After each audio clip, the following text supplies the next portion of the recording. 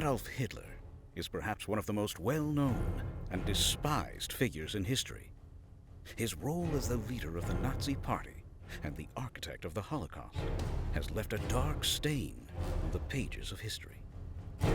But as we delve deeper into his life and his rise to power, we begin to uncover a sinister secret: Hitler's links to the occult. In this documentary, we embark on a journey to unravel the mystery surrounding Hitler's fascination with the mystical and occult practices. From his early years as a struggling artist to his reign as the leader of Germany, Hitler's fascination with the supernatural played a crucial role in shaping his ideologies and actions. We will explore the hidden world of the occult that surrounded Hitler and his inner circle. We will uncover the rituals, beliefs, and practices that fueled Hitler's desire for power and control. From the mysterious Thule Society to the enigmatic Vril Society, we will leave no stone unturned in our quest to understand the influence of the occult on Hitler's psyche. It is a story of power, obsession, and manipulation. A story of a man who was not only a tyrannical dictator, but also a believer in the power of the supernatural. His obsession with the occult went beyond mere fascination, as he used it as a tool to justify his actions and manipulate the masses. But as we delve deeper, we will also explore the darker side of Hitler's obsession: his pursuit of the Holy Grail and the Spear of Destiny, both believed to possess supernatural powers. We will also examine the role of occult rituals and beliefs in Hitler's military strategies and how it ultimately led to his downfall. This documentary will take you on a thought-provoking and bone-chilling journey, uncovering the truth about Hitler's links to the occult and challenging our perceptions of one of history's most infamous men. Join us as we unravel the dark and mysterious world of Adolf Hitler and his connection to the occult. Adolf Hitler is a name that evokes strong emotions and raises several questions. Known for his role as the leader of the Nazi Party and for his brutal dictatorship, Hitler is a figure that is still heavily discussed and studied today. While there are many well-known facts about his rise to power and actions during World War II, there is another aspect of his life that is often associated with mystery and speculation: his connection to the occult. The occult refers to the supernatural or mystical beliefs and practices that are not accepted by mainstream religions or sciences. Hitler's fascination with the occult is said to have begun in his early years, and it is believed to have played a significant role in shaping his beliefs and actions throughout his life. Hitler was born in 1889 in the small town of Brunau am Inn, Austria. From a young age, he was a highly ambitious and driven individual with a strong passion for art and history. However, his dreams of becoming an artist were shattered when he was rejected from the Academy of Fine Arts in Vienna. This rejection sent him into a deep depression, and he moved to Vienna in hopes of pursuing his artistic career. It was during his time in Vienna, from 1908 to 1913, that Hitler's interest in the occult began to manifest. He spent much of his time in the city, living in low-cost boarding houses, and became a regular visitor to the public library. Here, he would spend hours reading books on occultism, mythology, and esoteric subjects. He also attended lectures and discussions on these topics, and it is said that his interest in the occult only grew stronger with each passing day. One of the primary reasons for Hitler's fascination with the occult was his search for meaning and purpose in life. He was obsessed with the idea of finding a higher truth, a superior order in the chaos of the world. In his early 20s, he was a struggling artist, living in poverty and struggling to make ends meet.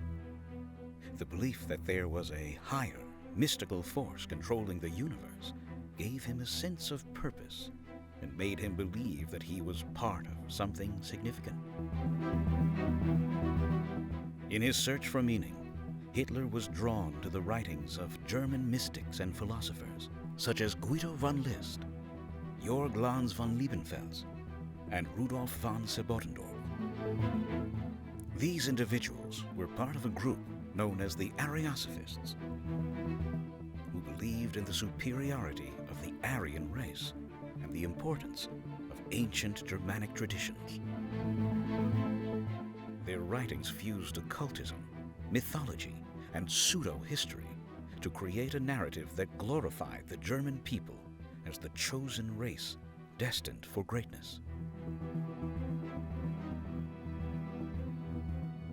The Ariosophists also had a strong emphasis on the occult, believing that through ancient symbols, rituals, and practices, one could tap into powerful cosmic forces.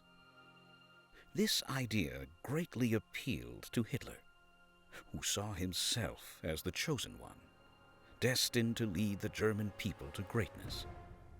He also believed that through the study and practice of the occult, he could gain supernatural powers and become an invincible leader, capable of achieving his ultimate goal, world domination.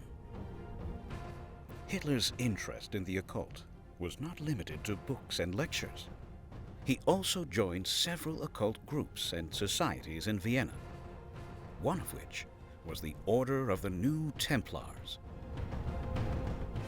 This secret society practiced rituals and ceremonies that aimed to channel divine powers and promised its members enlightenment and spiritual ascension. Despite their claims of being descendants of the original Knights Templar, the group was actually a conglomeration of various occult teachings and practices. Another significant influence on Hitler's interest in the occult was the Thule Society, a German occultist political group. Founded in 1918, the Thule Society was heavily involved in promoting the Aryan race, anti-Semitism, and German nationalism. They also had links to the German Workers' Party, later renamed the Nazi Party. Hitler himself became acquainted with Thule Society members through his involvement in the German Workers' Party, and the society's anti-Semitic and national beliefs resonated with him. One of the main ideas propagated by the Thule Society was the belief in the existence of a lost city called Thule, which was said to be the ancestral home of the Aryan race. This myth became the basis for Hitler's obsession with Atlantis, a mythical island first mentioned by the Greek philosopher Plato. Hitler believed that the people of Atlantis were an advanced Aryan race, and their knowledge and technology could be harnessed to create an empire for Germany. Hitler's interest in the occult went beyond mere fascination and curiosity. It is believed that he also practiced various rituals and ceremonies in an attempt to gain spiritual powers and connect with the mystical forces of the universe. Some reports suggest that Hitler practiced meditation, yoga, and various forms of divination, including astrology, palmistry, and tarot reading. He was also known to use an artist's brush dipped in his own blood to paint his own version of ancient pagan symbols and runes. The influence of Hitler's interest in the occult can also be seen in some of his key policies and actions as a leader. For example, during his reign, occult symbols such as the swastika and eagle were prominently used in Nazi propaganda and official emblems. The swastika in particular has a long history and has been used in various cultures as a symbol of good luck and prosperity. However, Hitler's interpretation of the symbol was heavily influenced by the Ariosophists, who saw it as a representation of Aryan heritage and power. The use of ancient symbolism and rituals can also be seen in the mass gatherings and rallies organized by the Nazi Party. These events were highly choreographed, with flags, banners, and other symbols used to create an aura of mysticism and power. The use of torches, drums, and loud chants were meant to create a sense of unity and transcendence amongst the members of the party, almost like an occult ritual. It is evident that Hitler's fascination with the occult played a significant role in shaping his beliefs and actions. It is believed that his interest in the esoteric gave him a sense of purpose and made him believe that he was part of something significant in the grand scheme of things. However, it is essential to note that Hitler's interpretation of the occult was heavily influenced by nationalist and racist ideologies, and his fascination with the esoteric ultimately led to one of the darkest periods in human history. Thus, it serves as a cautionary tale of the dangerous consequences of blindly following pseudo-scientific beliefs. Dietrich Eckart was a man who played a crucial role in shaping the beliefs and ideology of Adolf Hitler. A German nationalist, journalist, playwright, and occultist, Eckart became a close friend and mentor to Hitler in the 1920s, during the early stages of his political career. He was a prominent member of the Thule Society, a secret society that was heavily involved in occult practices and conspiracy theories. It is believed that Eckart's influence on Hitler was a major factor that led to the formation of Nazi ideology and the rise of the Third Reich. Dietrich Eckart was born on March 23, 1868, in Neumarkt, Bavaria, Germany.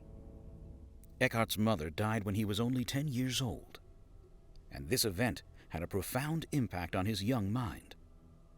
He was withdrawn and introverted, and he found solace in books and poetry. As a teenager, he was deeply moved by the works of Richard Wagner and Johann Wolfgang von Goethe, and he had a passion for music and literature. This love for the arts would continue through his life and would become an integral part of his political ideology. After completing his education, Eckart went on to study law at the University of Erlangen in Bavaria. During this time, he became involved in politics and joined the Pan-German movement, which aimed to unite all German-speaking people under one flag. He also became a member of the German Youth Movement, a cultural and educational organization that promoted nationalism and traditional values. Eckart's political views were heavily influenced by the writings of Houston Stewart Chamberlain, a British-German author who believed in the superiority of the Aryan race. Chamberlain's book, The Foundations of the 19th Century, had a significant impact on Eckart and would become the basis of his own racial theories. Eckart's dislike for the legal profession led him to pursue a career in journalism. He moved to Berlin and worked for several newspapers, including the anti-Semitic newspaper Deutsches Tagesblatt. Through his work, he became known as a fiery speaker and writer, known for his brilliant use of language and passionate delivery. In the early 1900s, Eckart's interest in the occult began to grow, and he became a member of several secret societies, including the Germanen Ordem, and the Ordo Templi Orientis. However, his most significant involvement was with the Thule Society, a secret society that was founded in 1918 and was heavily involved in esotericism and occult practices. The Thule Society, also known as the German Order, was named after the mythical land of Thule, believed to be the birthplace of the Aryan race. The society's members were staunch nationalists who were dissatisfied with the outcome of World War I and the economic crisis that followed. They believed that the defeat of Germany was due to an international conspiracy led by Jews and communists. Eckhart was a prominent member of the Thule Society, and it is believed that he played a crucial role in shaping its beliefs and ideology. He was highly respected among the members and was often referred to as the spiritual guiding light of the society. He introduced Hitler to many members of the society and played a significant role in his rise to power. Eckhart's involvement in the occult extended beyond the Thule Society. He was also a member of the Society for the Study of Hinduism and Occultism, which was founded by Guido von List, a well-known occultist and initiate of the Thule Society. Eckhart's fascination with the occult was a significant part of his life, and he believed that it held the secrets to unlocking the power of the Aryan race. In 1919, Eckhart met a young Adolf Hitler at a meeting of the German Workers' Party, a political party that would later become the Nazi Party. Hitler was impressed by Eckhart's speaking abilities and his nationalist views, and the two struck up a friendship that would last until Eckhart's death. Eckhart saw potential in Hitler and took it upon himself to be his mentor, guiding and shaping his beliefs and ideology. He introduced Hitler to members of the Thule Society, including Rudolf Hess, who would become one of Hitler's closest advisors. Through Eckhart, Hitler also became introduced to the teachings of Guido von List and the Order of the New Templars, an occult group that was closely associated with the Thule Society. Eckhart's influence on Hitler's beliefs and ideology was significant. He introduced Hitler to the concept of spiritual racism, which claimed that an Aryan race was superior to all other races and had a divine destiny to rule the world. This concept would become the cornerstone of Hitler's ideology and the basis for his policies of racial purity and the elimination of inferior races. In addition to his racial theories, Eckhart also introduced Hitler to the ideas of nationalism, anti-Semitism, and anti-communism. He convinced Hitler that the only way to restore Germany's former glory was through the creation of a strong, authoritarian government and the elimination of all opposition. As Hitler rose to power, the Thule Society and its members created a crucial role in the formation and growth of the Nazi Party. Many of the party's early members were associated with the society, and its influence could be seen in the party's ideology and symbolism. The swastika, which was adopted as the party's emblem, was a symbol closely associated with the Thule Society and its belief in an Aryan master race. Eckhart's influence on Hitler extended beyond just his beliefs and ideology.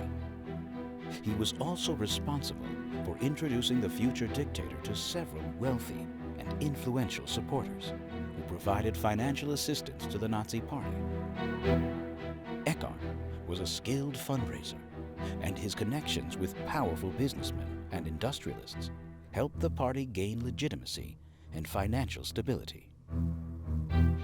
Despite his close ties with Hitler, Eckhart often clashed with other members of the Nazi Party. He disapproved of many of their policies, including the violent tactics used by the stormtroopers and the party's anti-Christian stance. However, his loyalty to Hitler never wavered, and he continued to support him until death. Dietrich Eckart died on December 26, 1923, at the age of 55 from a heart attack. His death was a significant loss for Hitler, who considered him a friend, mentor, and father figure. After his death, Hitler wrote in his book Mein Kampf that, "I have not met a man who had a greater effect on my inner development than Dietrich Eckart." Eckart's death also had a significant impact on the Nazi Party. His funeral was a grand affair, attended by thousands of party members, and Hitler delivered a eulogy declaring Eckart a true hero of the movement.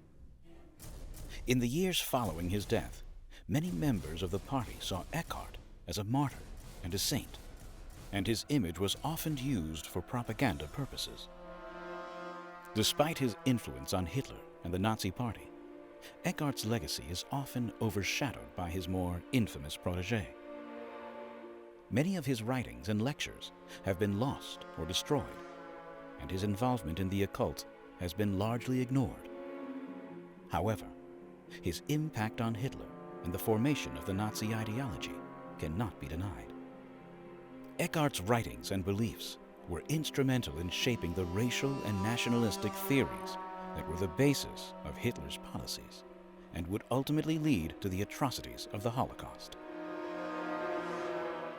To understand Hitler and the occult in more depth, we need to understand the societies he was involved in. The Thule Society played a pivotal role in shaping Hitler's worldview and laying the foundation for the rise of the Nazi Party. The Thule Society, also known as Thule Gesellschaft, was a secret organization that was founded in 1918 Rudolf von Sebottendorf in Munich, Germany. The society was named after the mythical world of Thule, believed to be the ancient home of the Aryan race.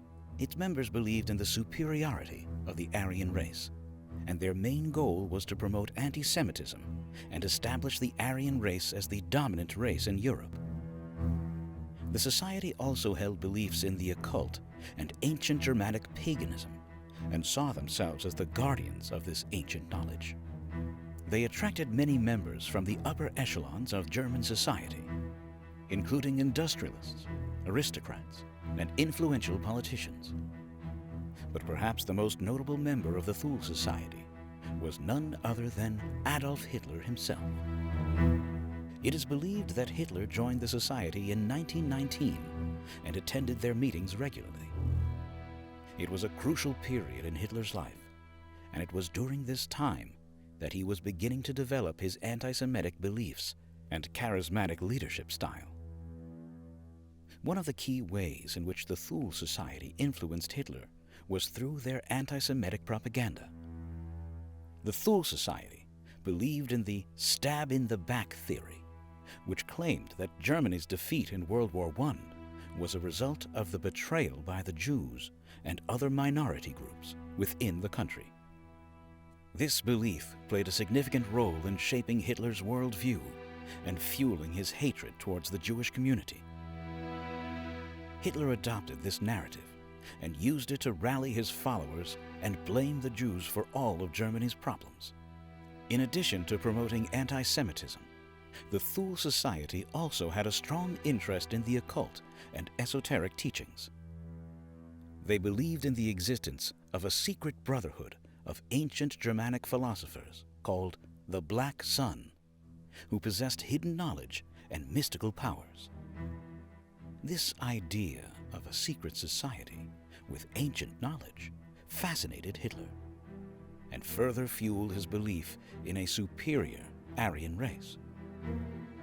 The Thule Society also promoted the idea of creating a new religion based on a mix of ancient Germanic paganism and Christianity, which resonated with Hitler's desire to create a new order and establish himself as a quasi-religious figure.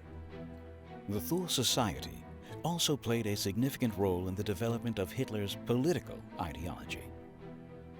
The society believed in the concept of Volkisch, which translated to people's community, and emphasized the importance of ethnic purity and racial superiority.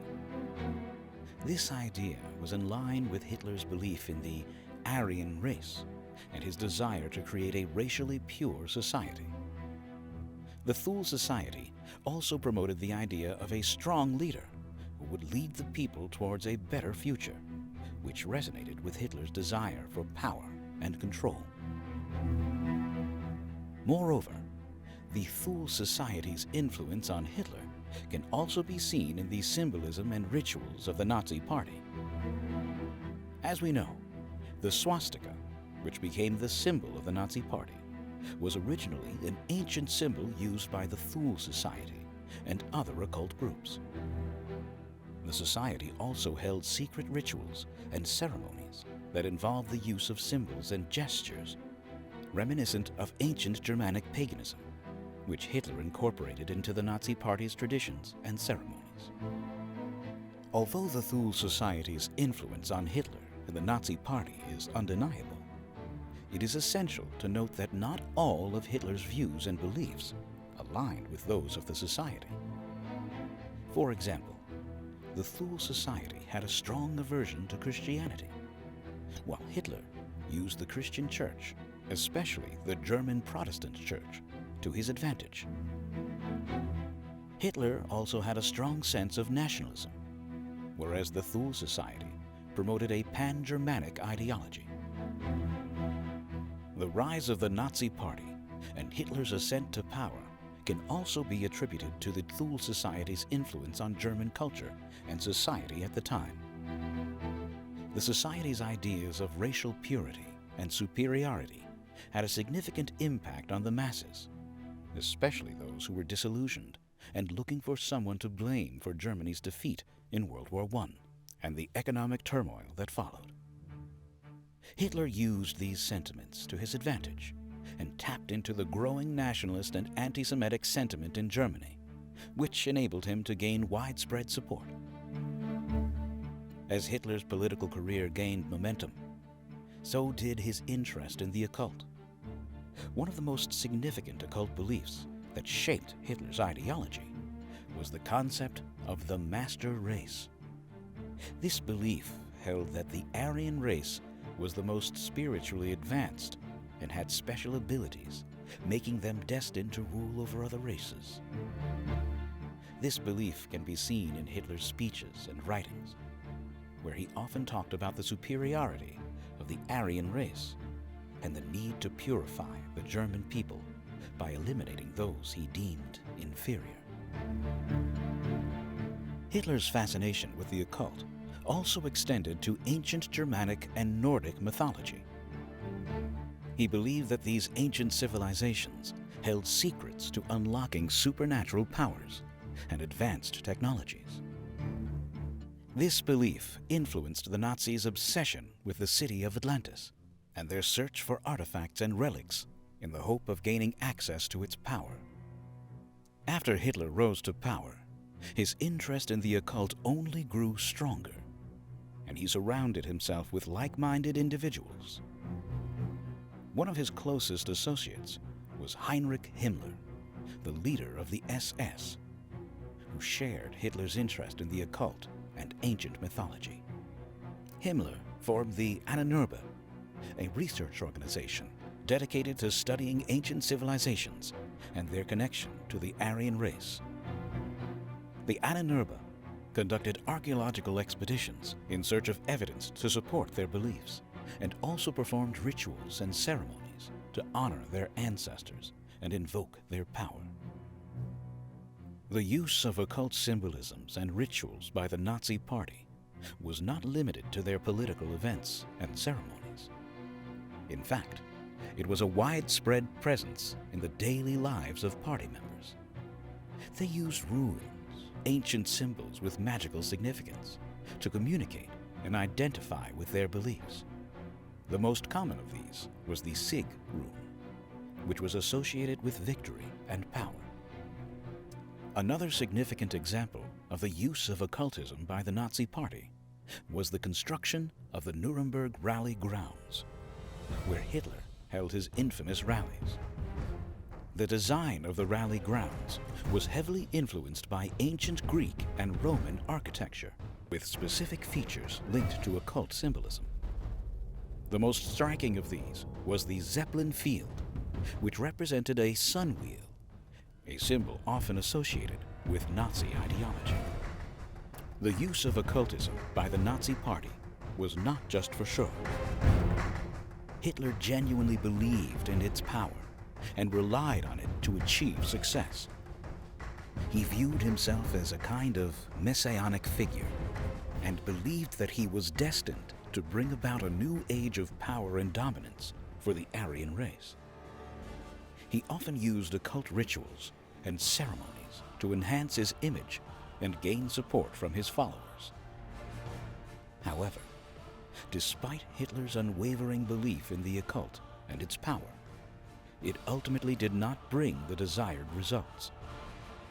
In fact, some historians argue that his obsession with the occult and his belief in its supernatural power may have led to critical strategic mistakes that ultimately contributed to the downfall of the Nazi regime. The concept of the Aryan race has been a controversial topic throughout history, and it continues to be a source of fascination and debate even today. The notion of the Aryan race traces back to the late 19th century, when European countries were experiencing a surge in nationalism and a desire for racial purity. As Europe was caught up in the Industrial Revolution, traditional values were being challenged, and people were looking for a way to reclaim their sense of identity and superiority. It was during this time that the belief in the existence of a superior Aryan race gained prominence. The term Aryan is derived from the Sanskrit word Arya, meaning noble or respectable. It was initially used to refer to the ancient Indo-Iranian people who migrated from Central Asia to the Indian subcontinent. However, in the late 19th century, the term Aryan was appropriated by German nationalists and later by the Nazis to refer to a supposedly superior race of people.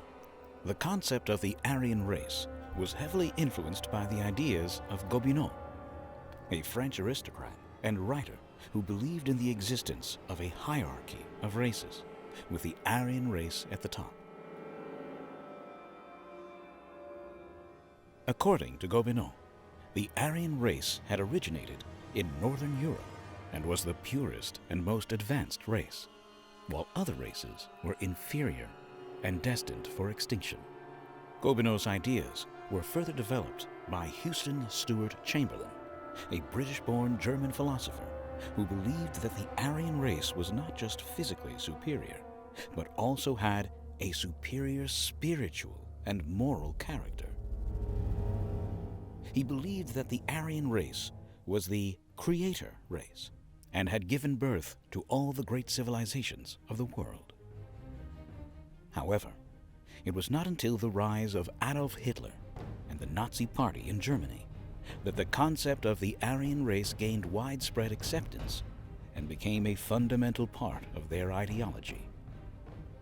Hitler and other top Nazi leaders, including Heinrich Himmler and Alfred Rosenberg, were heavily influenced by the occult and esoteric teachings, which linked the Aryan race to ancient Germanic mythology. One of the key figures in the development of the Aryan race concept within the Nazi Party was Alfred Rosenberg, who was appointed by Hitler as the chief theorist of the Nazi Party. Rosenberg believed that the Aryan race was a spiritually superior race with a divine mission to rule the world. He went as far as to say that other races, particularly the Jews, were subhumans and a threat to the purity and superiority of the Aryan race.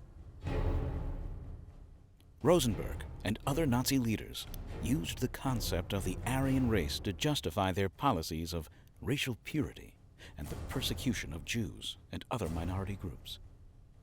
They believed that by eliminating these lesser races, they would be fulfilling their divine mission in creating a world dominated by the superior Aryan race. To further reinforce their beliefs, the Nazis also looked to ancient Germanic mythology for validation. They saw themselves as the descendants of ancient Germanic gods and linked the Aryan race to these mythological figures. In particular, they glorified the figure of Odin, the god of war, wisdom, and magic, who was seen as the embodiment of Aryan ideals. The obsession with the purity of the Aryan race led the Nazis to implement their eugenics and racial policies, which aimed at creating a genetically superior Aryan population. This included forced sterilizations of undesirable individuals and the extermination of millions of Jews, Romas, and other perceived inferior races in what became known as the Holocaust. Despite the ultimate downfall of the Nazi Party and the exposure of the horrors of the Holocaust, the concept of the Aryan race continued to have repercussions for the years to come. The Nuremberg laws, which defined and enforced racial segregation in Nazi Germany, were heavily influenced by the idea of the Aryan race and remained in force until the end of World War II.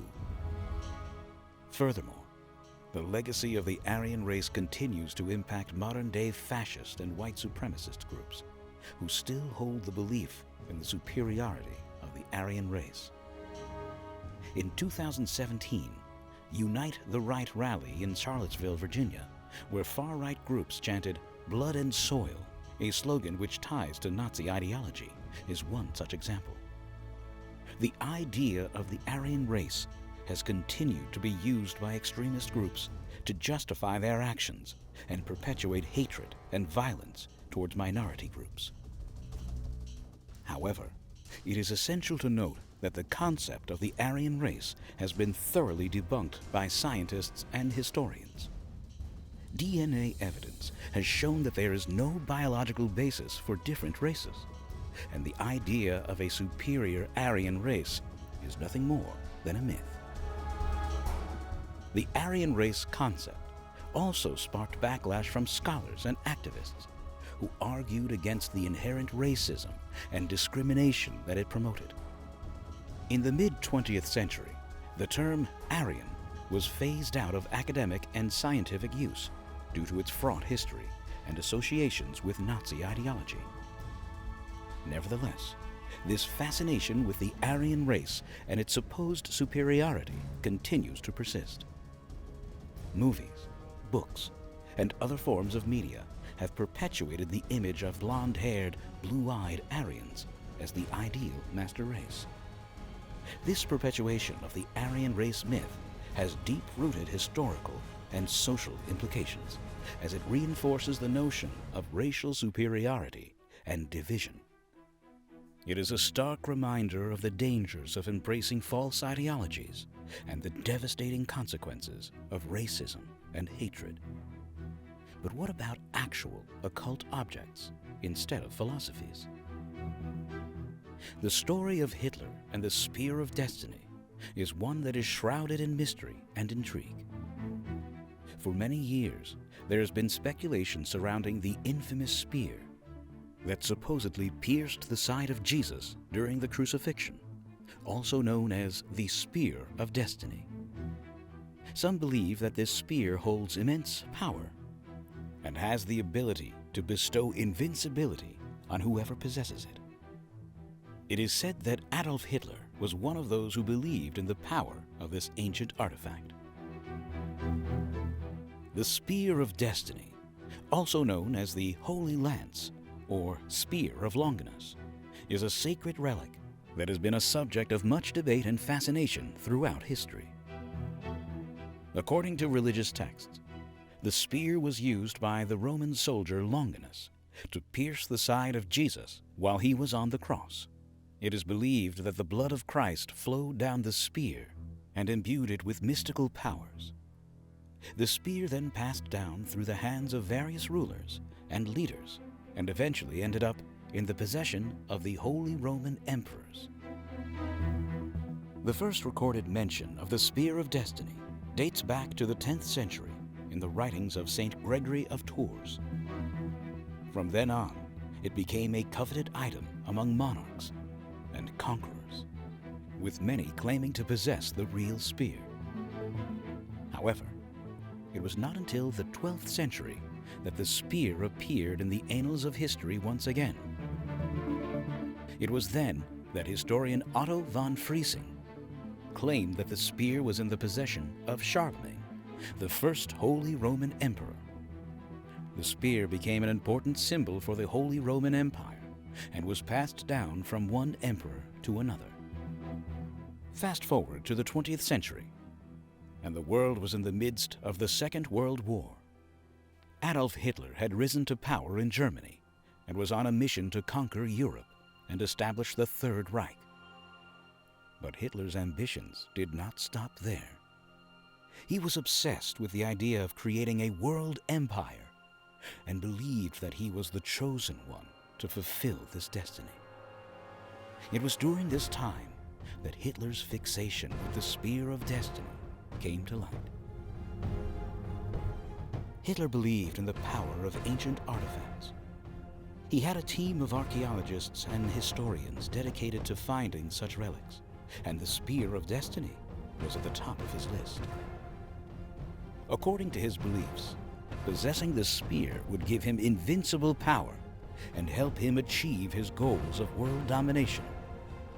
He even went as far as to say that whoever possessed the spear would be able to control the fate of the world. In 1938, Hitler's troops marched into Austria and seized the Spear of Destiny from the Hofburg treasury, where it was on display. It was said that when Hitler came into possession of the spear, he exclaimed, "I have it now. At last, I have the Spear of Destiny."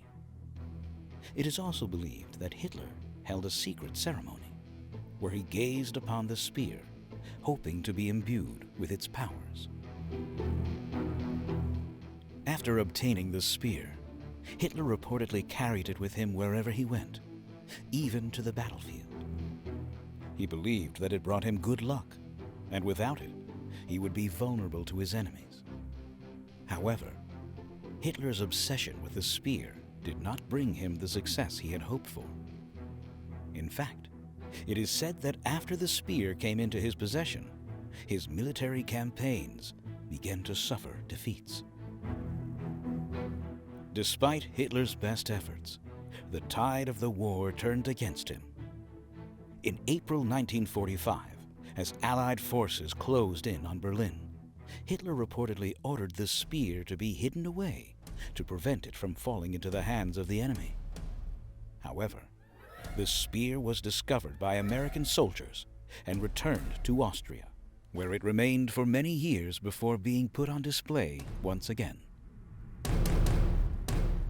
The story of Hitler's obsession with the Spear of Destiny has sparked many debates and theories. Some believe that the power of the spear was simply a myth, and that Hitler's beliefs were nothing more than delusions. Others say the spear did possess some hidden powers, but they were not strong enough to aid in Hitler's quest for world domination. Whatever the truth may be, the fact remains that Hitler's belief in the power of the spear had a significant impact on his actions and decisions during the war. But Hitler was also fascinated with certain spiritual groups, such as Tibetan monks. This fascination with Tibetan monks and their rituals had a profound influence on Hitler and shaped his ideology. The origins of Hitler's interest in Tibet can be traced back to the late 1920s. It is said that a book by German philosopher Ernst Schaeffer, In the Land of the Gods, sparked Hitler's curiosity about Tibet and its people. Schaeffer, who was part of an expedition to Tibet, wrote about his encounters with the Tibetan monks and their mysterious rituals.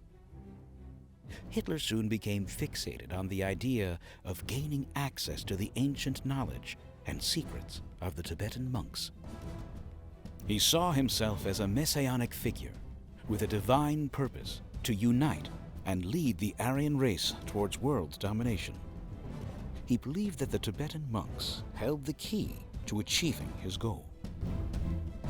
In his mind, the monks were not only spiritually advanced, but also possessed hidden powers and knowledge that could help him achieve his ambitions. He saw the monks as the perfect embodiment of his ideals of purity, strength, and discipline. To further his understanding of Tibetan practices, Hitler commissioned a delegation of SS officers led by Karl Haushofer to travel to Tibet and study under the guidance of the monks. Haushofer, a fervent believer in the existence of an Aryan race, saw the trip as an opportunity to validate Hitler's theories and gain access to the supposed mystical powers of the monks. The journey was also seen as a way to strengthen ties between Nazi Germany and Tibet. The delegation arrived in Tibet in 1939 and spent 6 months studying under the guidance of the monks. They learned about Tibetan Buddhism, its rituals and practices, such as meditation and yoga. The SS officers also became fascinated with the concept of the third eye and the belief that it could grant them special powers and insight. They returned to Germany with a newfound reverence for Tibet and its people, and Haushofer even went on to publish a book titled Geopolitics of the Pacific Ocean, which reflected his new admiration for Tibetan culture. But it wasn't just the spiritual practices and rituals that intrigued Hitler. He was also drawn to the political system of Tibet, which was a theocracy led by the Dalai Lama. Hitler saw this as a perfect example of a strong and unified leader at the head of a pure and superior race. He even expressed his admiration for the Dalai Lama, stating that he was a wise ruler and a great spiritual leader. This admiration soon turned into a desire to establish a similar system of government in Nazi Germany, with himself as the supreme leader. The influence of Tibetan monks on Hitler's ideology and actions can also be seen in his policies towards other religions. The Nazis persecuted and executed millions of Jews, considering them inferior and a threat to the Aryan race. They also targeted other religions and minority groups, such as Catholics, Romani people, and homosexuals. The hatred towards these groups stemmed from Hitler's belief in a pure Aryan race with no room for other religions and beliefs. Furthermore, Hitler's belief in the existence of a superior race also led him to his interests in eugenics, a pseudoscience that aimed to improve the genetic quality of the human population through selective breeding. He believed that by eliminating those he deemed inferior, he could create a perfect race, just like the monks who practiced selective breeding to maintain the purity of the Tibetan race. These extreme ideologies were a direct result of Hitler's fascination with the Tibetan monks. But the influence of the Tibetan monks on Hitler's ideology did not end with his death. After the fall of Nazi Germany, a group called Ahnenerbe emerged, claiming to carry on Hitler's legacy, continuing his fascination with Tibetan practices and beliefs. This group believed that the Germans were the descendants of an ancient Aryan race originating in Tibet, and that through the study of the monks and their practices, they could regain their lost purity and power. The legacy of Hitler's fascination with Tibetan monks continues to this day, with the rise of neo-Nazi and white supremacist groups, who also subscribe to the idea of racial purity and superiority. These groups often use symbols and practices borrowed from the Tibetan monks, such as the swastika, which is believed to have originated from the Buddhist symbol of good fortune. This appropriation of Tibetan culture and beliefs by hate groups only serves to further demonstrate the extent of Hitler's fascination with the monks and their practices. As we have seen, the rise of Nazi Germany under the leadership of Adolf Hitler was marked by an insidious obsession with race and the belief in the superiority of the Aryan race. As the Nazi regime gained power in the 1930s, Hitler and his inner circle sought to solidify this belief by conducting research into ancient civilizations and the occult. Out of this desire was born the Ahnenerbe Institute, a research organization tasked with legitimizing Nazi ideology through the pursuit of esoteric knowledge. One of the most infamous departments of the Ahnenerbe was the Department of Occultism, also known as the Witch's Kitchen. This department was headed by Wolfram Sievers, a close associate of Himmler and dedicated Nazi. The department was responsible for investigating paranormal phenomena, conducting experiments on humans and animals, and researching the power of the occult. The department also oversaw the exploitation of concentration camp prisoners for medical experiments, using them as test subjects for pseudoscientific studies on the effects of hypothermia, high altitude, and other conditions. The Ahnenerbe Institute was also actively involved in missions to search for evidence of ancient civilizations and their connections to the Aryan race. The Ahnenerbe also sponsored an expedition to Antarctica in search of ancient artifacts and evidence of the Aryan race. The expedition, led by renowned German explorer Alfred Richer, was the largest and most expensive of all the Ahnenerbe's missions. It was hoped that this expedition would uncover evidence of the existence of the lost continent of Atlantis, a legendary civilization believed to be the cradle of the Aryan race. However, the expedition ended in failure, with no evidence of Atlantis or any ancient civilization being found. Despite the failures of these expeditions, the Ahnenerbe was highly successful in acquiring artifacts from other countries through looting and theft. The Institute had close ties with the SS and Nazi Party, which allowed them to plunder museums, libraries, and private collections in countries occupied by the Nazis. Many of these stolen artifacts were used to create false connections between the Aryan race and ancient civilizations to support Nazi ideology. While its main focus was on promoting the superiority of the Aryan race, the Ahnenerbe was also involved in several other projects. The Institute was responsible for creating a database of Jews and other undesirables in order to facilitate their elimination. They also conducted research on sterilization and euthanasia, which later formed the basis for Nazis' eugenics programs. As the tide of World War II started to turn against the Nazis, the Ahnenerbe's activities became more extreme and desperate. In 1943, Himmler ordered the development of a weapon of revenge, which would use supernatural forces to defeat the enemy. Led by Otto Skorzeny, an SS officer with a deep interest in the occult, the Institute conducted experiments on psychic warfare and tried to develop supernatural technologies that would give the Nazis an edge in the war. These efforts were futile and ultimately led to the downfall of the Ahnenerbe and the Nazi regime.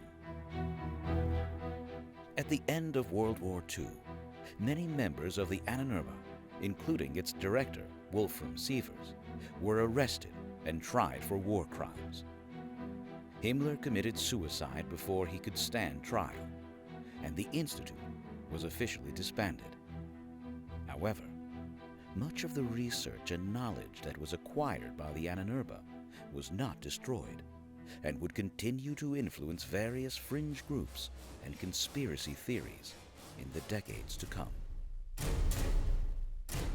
Now we turn to the use of the occult in propaganda in Nazi Germany.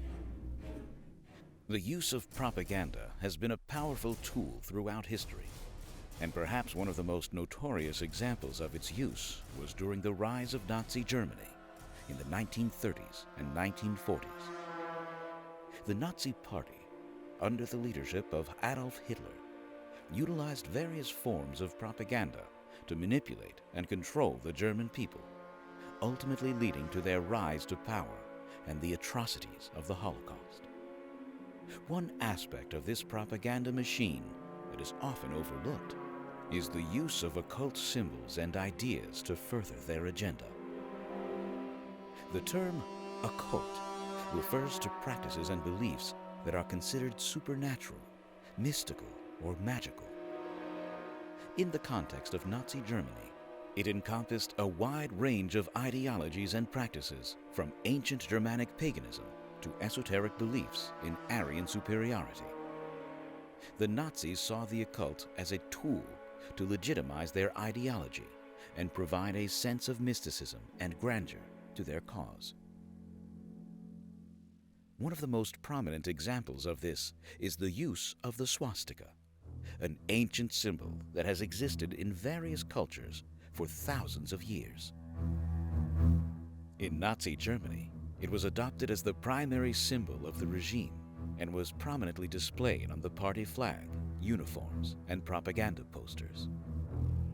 Hitler, in his autobiography Mein Kampf, described the swastika as a symbol of the fight for victory of the Aryan man, and used it as a way to connect his movement to a perceived ancient glorious past. The swastika wasn't the only symbol used in Nazi propaganda. The rune system, a set of ancient symbols associated with Norse mythology, was also heavily utilized. The most well-known of these is the Sig rune, which was used by the SS and still could be seen today in neo-Nazi and white supremacist imagery. The use of these ancient symbols served to create a sense of continuity and legitimacy for the Nazi Party, connecting their ideology to a distant past. Beyond symbols, occult beliefs and practices were also incorporated into Nazi propaganda.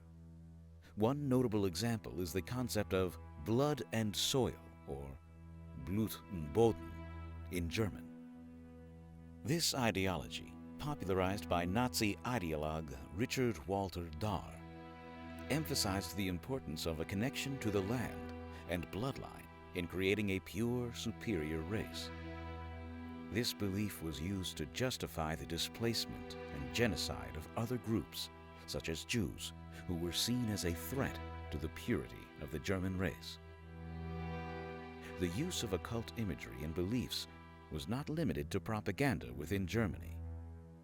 The Nazis also utilized these elements to spread their message internationally, particularly in countries with significant German populations.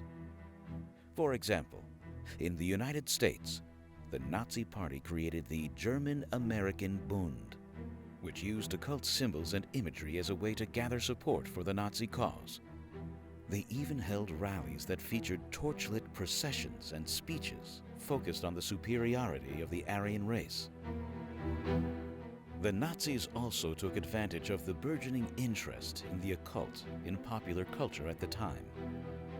Books, magazines, and films about supernatural and mystical phenomena were gaining popularity, and the Nazi Party saw an opportunity to exploit this interest.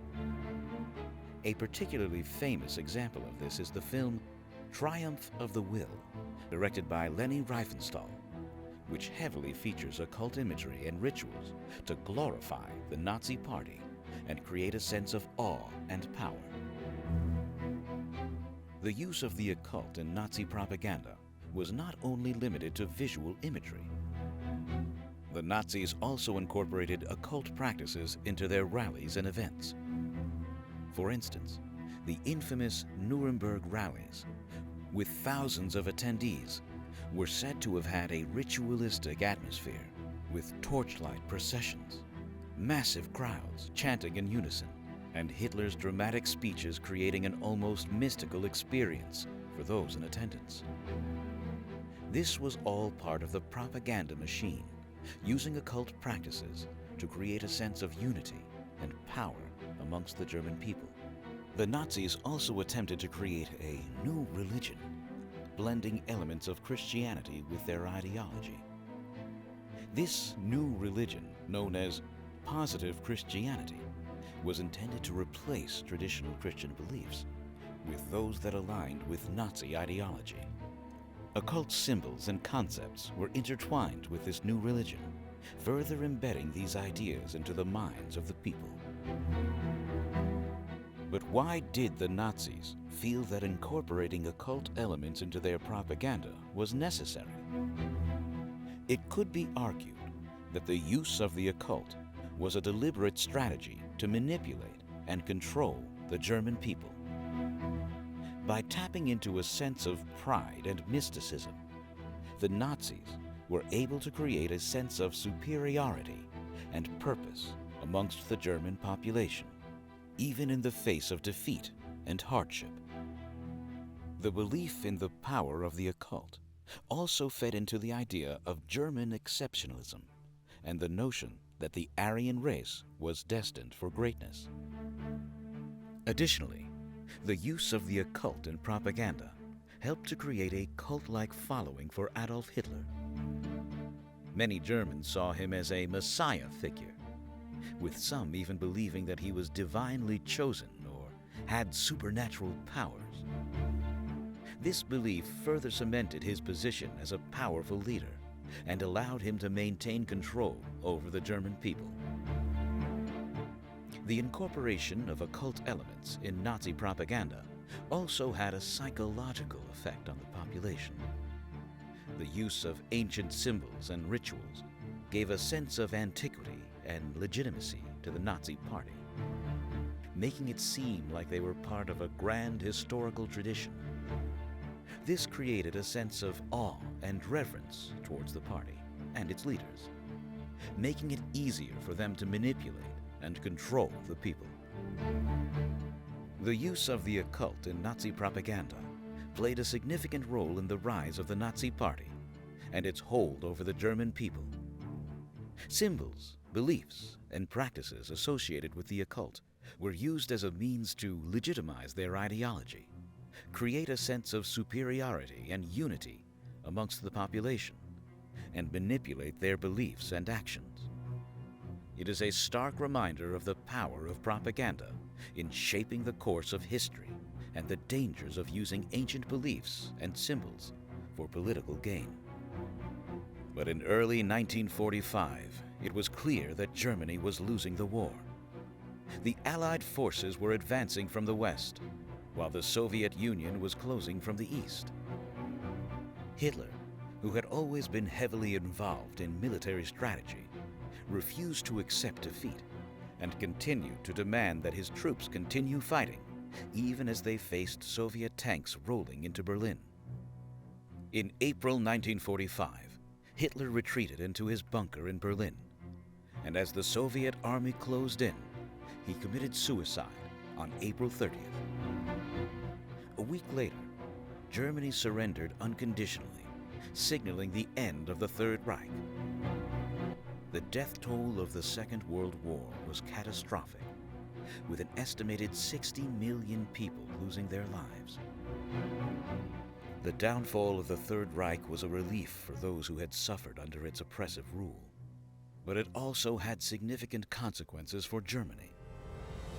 The country was left in ruins, both physically and morally. The Nuremberg trials were held, where high-ranking Nazi officials were tried for war crimes, crimes against humanity, and crimes against peace.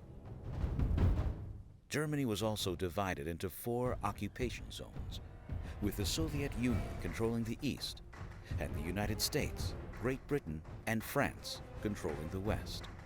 This division eventually led to the Cold War, as ideological differences between the Soviet Union and Western powers emerged.